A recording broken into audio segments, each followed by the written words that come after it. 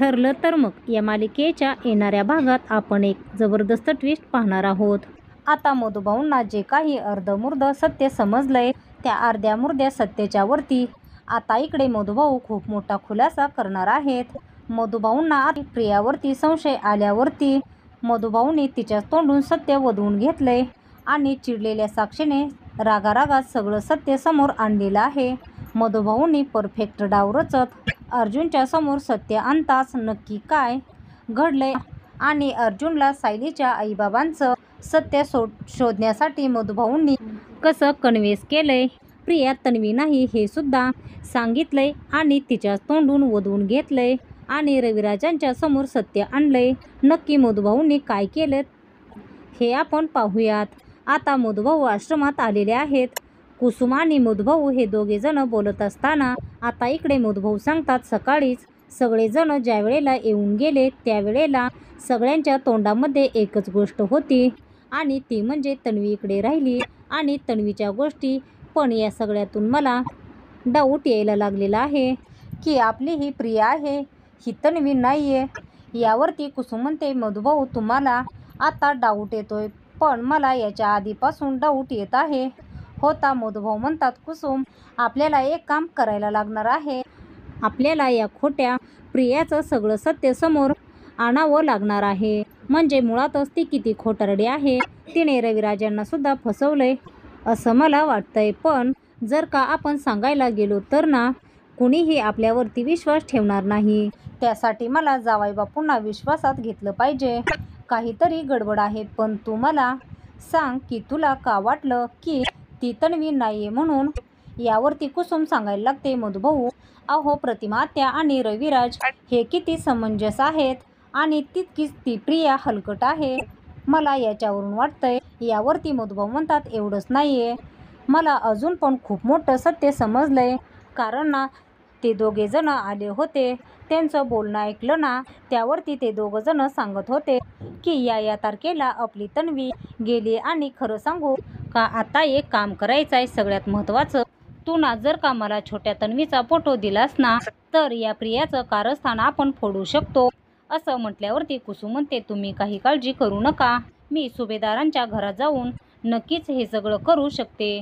आता कुसुम विचार करायला लागते, त्यावरती मधुभाऊ विचार करायला लागतात काहीही झालं तरी सुद्धा तू सुभेदारांच्या घरात जाऊन फोटो आण। यावरती लगेचच कुसुम सांगायला लागते ठीक आहे करते काहीतरी मधुभाऊ, पण तुम्हाला असं वाटण्यामागे खूप मोठं कारण आहे आणि ते मला समजतंय। काहीही झालं तरी सुद्धा ना आपण सत्य शोधून काढायचंच असं म्हणत दोघे जण मिशनवरती निघतात। इकडे मधुभाऊ प्रियाला भेटायला येतात। प्रियाला भेटायला आल्यावरती प्रिया सांगायला लागते मधुभाऊ मी तुम्हाला एक गोष्ट सांगू का, तुम्हीच मला या सगळ्यातून वाचवू शकताय, तुम्ही मला या सगळ्यातून वाचवा, मी तुमच्याकडून मदतीची अपेक्षा करते आहे। म्हणजे मी तुम्हाला अडकवलं मला मान्य आहे, मी तुम्हाला अडकवून चूक केली आहे पण मला माझ्या चुकीचा पश्चाताप झालेला आहे आणि त्याच कारणासाठी मी तुमची माफी मागते। पण मधुभाऊ मला तुम्ही या सगळ्यातून सोडवा। यावरती मधुभाऊ म्हणतात ठीक आहे मी तुला मदतच करायला आलो, पण आतापर्यंत ज्या काही गोष्टींचं सत्य आहे ते मला कळलं तर आणि तरच मी तुझी मदत करू शकेन। असं म्हटल्यावरती ती म्हणते तुम्ही सांगा फक्त मी तुम्हाला काय मदत करू, मी तुम्हाला ती मदत करायला तयार आहे। मधुभाऊ म्हणतात आतापर्यंत तू ज्या गोष्टी बोललीस ना त्या गोष्टी किती खऱ्या किती खोट्या या सगळ्या मला ऐकायच्या आहेत।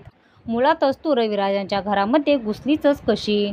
यावरती प्रिया म्हणते मधुभाऊ अहो घुसलीच कशी म्हणजे तुमच्याकडं जे गाठोडं होतं तेच गाठोडं तर आता समोर आलं ना, त्या गाठोड्यावरून सिद्ध झालेलं आहे की मी तुमची मुलगी आहे म्हणून, म्हणजे मी रविराजांची मुलगी आहे। यावरती मधुभाऊ म्हणतात पण ते गाठोडं तुला मिळालं तरी कुठे।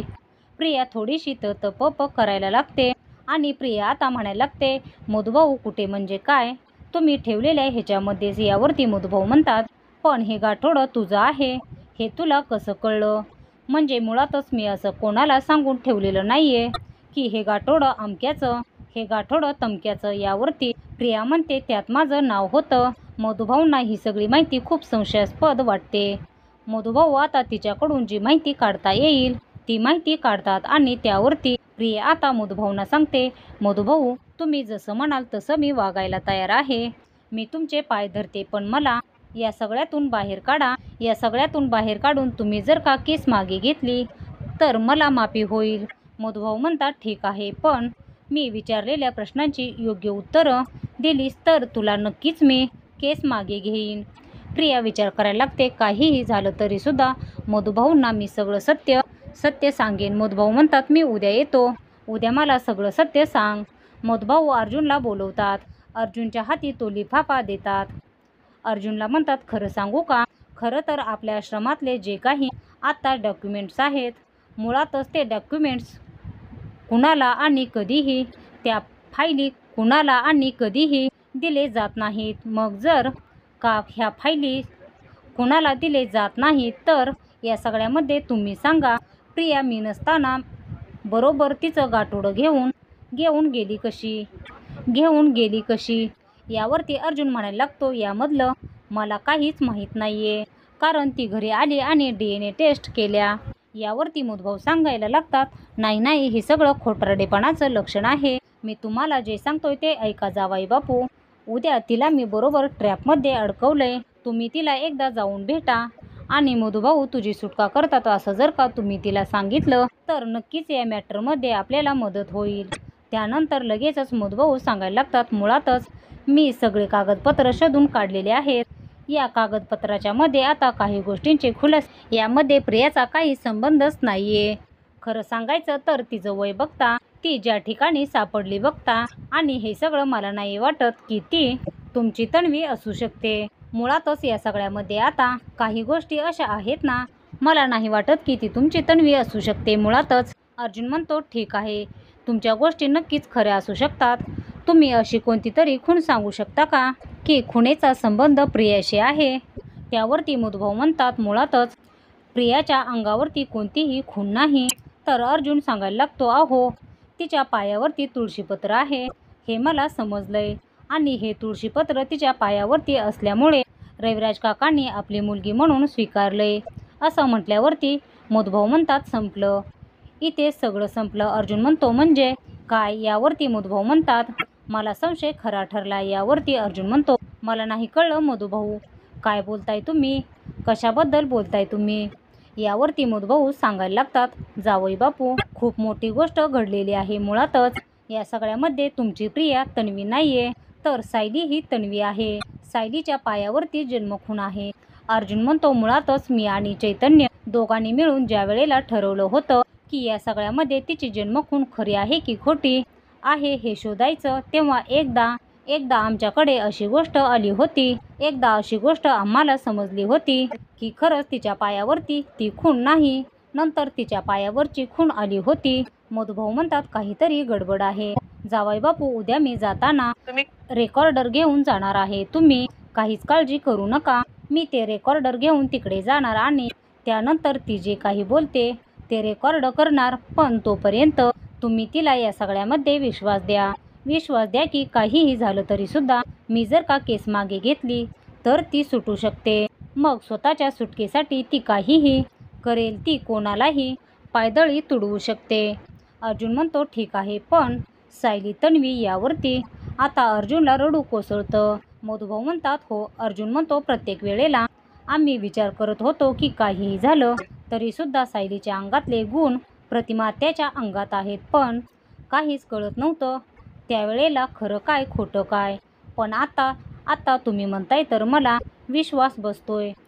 असं म्हटल्यावरती मधुभाऊंच्या बोलण्यावरती विश्वास ठेवत अर्जुन जेलमध्ये प्रियापर्यंत मेसेज पोहोचवतो. जर का मधुभाऊंनी ही केस मागे घेतली तर आणि तरच आपण या मॅटरमध्ये सुटू शकतो.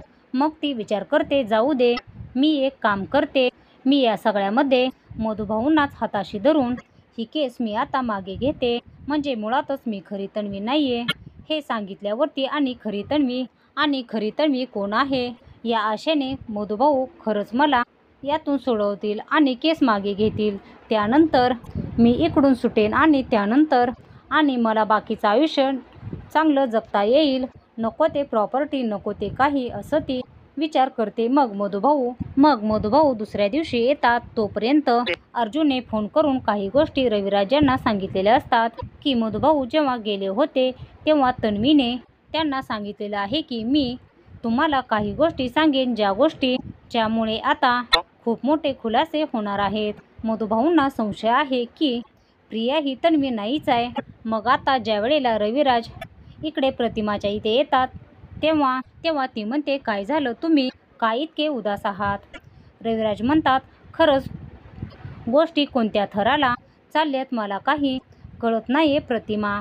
आता अर्जुनचा फोन आला होता. उद्याच्या दिवसाला मधुभाऊंना तन्वी सांगणार आहे आणि त्यावरून मधुभाऊंना अशी ही आहे की तन्वी ही प्रिया ही तन्वी नाहीच आहे. यावरती प्रतिमा म्हणते, काय चाललंय आपल्यासोबत? यावरती रविराज म्हणतात, खरंच प्रतिमा मला सुद्धा कळत नाहीये की आपल्यासोबत नक्की काय चाललंय. आपण या मॅटरमध्ये दिवसेंदिवस जास्तच अडकत चाललोय असं मला वाटायला लागलेलं आहे आणि म्हणूनच आपण काहीतरी ठोस निर्णय घेतला पाहिजे. यावरती मी आता उद्याच्या उद्या जाणार आहे, ते म्हणजे पोलीस स्टेशनला. बघूया मधुभाऊंना काय समजतंय. मी तिकडेच उभा राहून सगळं ऐकणार आहे. अश्विनला पण बोलवलंय आणि अर्जुनला पण बोलवलंय असं म्हटल्यावरती प्रतिमा सांगायला लागते, मी सुद्धा येणार. मग मात्र रविराज म्हणतात, नको प्रतिमा, इकडे ज्या काही घडामोडी घडतील ना त्या उगाचच तुला या सगळ्यामध्ये ऐकायला लागू नये असं मला वाटतं. प्रतिमा म्हणते, नाही, मला या सगळ्यामध्ये माझं काळीज घट्ट करून यायलाच पाहिजे. तुम्ही मला घेऊन जाणार आहेत की नाही? यावरती रविराज म्हणतात, ठीक आहे, तुझी इच्छा असेल तर आपण जाऊ. असं म्हटल्यावरती आता प्रतिमा सुद्धा इकडे जेलमध्ये जायला निघते. आता मधुभाऊ जेलमध्ये आलेले असतात. जेलमध्ये मधुभाऊ आल्यावरती मधुभाऊ सांगतात, हे बघ, मी माफीचं हे घेऊन आलेलोच आहे. बोल, तू मला खरं खरं सांग, मी लगेच या सगळ्यामधून तुला बाहेर काढेन. असं म्हटल्यावरती प्रिया आता सांगायला लागते, मधुभाऊ, खरं तर मी या सगळ्यामध्ये प्लॅन केलं होतं. ते म्हणजे आता इकडे साक्षी शिकरे आणि महिपत शिकरे यांनी मला सांगितलं की तू तिकडे जा आणि हे सगळं कर. त्यांनी मला धमकी दिली होती. मधुभाऊ म्हणतात, ते सगळं सांगायचं नाही. तू तन्वी म्हणून जेव्हा आतमध्ये घुसली त्यावेळेला घुसताना तू जे पुरावे नेले ते कुणाचे उचलून नेलीस? तू या सगळ्यामध्ये असं म्हटल्यावरती प्रिया गडबडते आणि त्यावरती प्रिया सांगायला लागते, मला काहीच माहीत नाही. मला या सगळ्यामध्ये साक्षी शिकरे आणि महिपत शिकरेने हे सगळं दिलेलं होतं. असं म्हटल्यावरती साक्षी तिच्या थोबाडीत देते आणि मी सांगते मुळातच ही तुमची तन्वी नाहीये. तुमच्या तन्वीला फसवून तिने आता इकडे आलेली आहे. मुळातच ही तन्वी नाही तर ही तन्वीची डुप्लिकेट आहे. काहीही झालं तरी हिच्यावरती विश्वास तुम्ही ठेवू नका. मुळातच ज्या गोष्टी घडल्यात त्या मी सांगते. ही तन्वी असती ना तर हिला आता खोटं बोलायची गरजच पडली नसती. आणि त्यामुळे मधुभाऊ तिने तुमच्या आश्रमातल्या एका मुलीचं गाठोडं घेऊन आली होती आणि ते गाठोडं तन्वीचं होतं आणि तिला आम्हीच पाठवलं होतं. पण ही तन्वी नाहीये. हिच्यावरती फ्रॉडची केस टाका आणि हिला अडकवा. आता इकडे चिडलेले मधुभाऊ पेटून उठतात. बोल लवकर, तू कोणाचं गाठोडं घेऊन आली होतीस? बोल लवकर, कुणाचं गाठोडं होतं? आता प्रिया प करायला लागते. मधुभाऊ म्हणतात, बोल लवकर. प्रिया विचार करायला लागते, म्हणजे मला हा अडकवण्याचा ट्रॅप या म्हाताऱ्याने रचला होता. मग प्रिया पेटून उठते, म्हाताऱ्या, तुला काय वाटलं मी तुझ्या या बोलण्यात अडकेन? मला नाही माहिती मी कोण आहे ती. आणलं होतं कोणाचं तरी गाठोडं उचलून. तू मला म्हटला होतास की मला मदत करशील आणि म्हणून मी हे सगळं केलं ना. म्हणून मी तुला सांगितलं तर तू माझ्या जीवावरती उठलेला असशील असं मला वाटलं नव्हतं. मला अडकवण्यासाठी तू इथे आलायस का? असं म्हटल्यावरती मग लगेचच मधुभाऊंच्या या बोलण्यावरती प्रिया पेटून उठते आणि प्रिया लगेचच मधुभाऊंवरती खोटे नाटे आरोप करायला लागते. हे सगळं रविराज आणि प्रतिमा हे दोघं जण ऐकत असतात आणि त्याच वेळेला इकडे प्रियाचा खोटारडेपणा सगळ्यांच्या समोर आल्यावरती आता प्रियाचं रविराज येऊन खाट करणं मुस्काड फोडतात. खरंच कोणत्या जन्मीचं पाप केलं होतं म्हणून तुझ्यासारखी अवलाद माझ्या पोटी जन्माला आली असं म्हणत प्रियाला चांगलंच फटकारतात. प्रिया या सगळ्यामध्ये थोबाड बंद करते आणि सत्याचा उलगडा झालेला आहे. फक्त अर्धसत्य समोर आलेलं आहे. सायलीच खरी तन्वी आहे हे अर्धसत्य कसं समोर येणार? किंवा प्रिया या सगळ्यामध्ये सायलीचं गाठोडं घेऊन गेली होती हे आपण येणाऱ्या भागामध्येच पाहणार आहोत. ठरलं तर मग या मालिकेचे पुढील धमाकेदार ट्विस्ट पाहण्यासाठी आपल्या चॅनलला